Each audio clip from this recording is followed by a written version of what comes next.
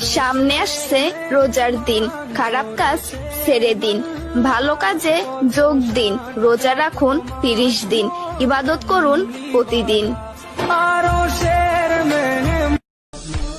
আস্তে আস্তে সেই মাস যে মাসে বন্ধ থাকে কবর আজাব, লিখা হয় না কোনো গুনাহ, আল্লাহর প্রেমে সবাই খাবে ক্রাশ।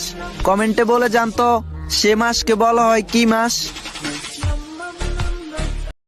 আসিতেছে রমজান, হাসিতেছে জান্নাত, কাঁদিতেছে শয়তান, ভাবিতেছে মুসলমান। করিব তারাবি, খাইব সেহেরি, রাখবো রোজা, করিব ইফতার, ছড়িবে রহমত ইনশাল্লাহ।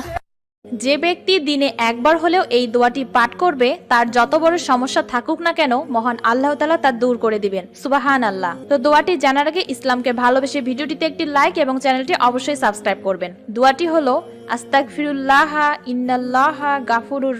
যাকে ভয় করি তার নাম হাসর, যাকে বিশ্বাস করি তার নাম কোরআন, যার কাছে আমি ঋণী তার নাম মা, যাকে নেতা মানি তিনি রাসূল সাল্লাল্লাহু আলাইহি সাল্লাম, যার কাছে মাথা নত করি তিনি হলেন আল্লাহ।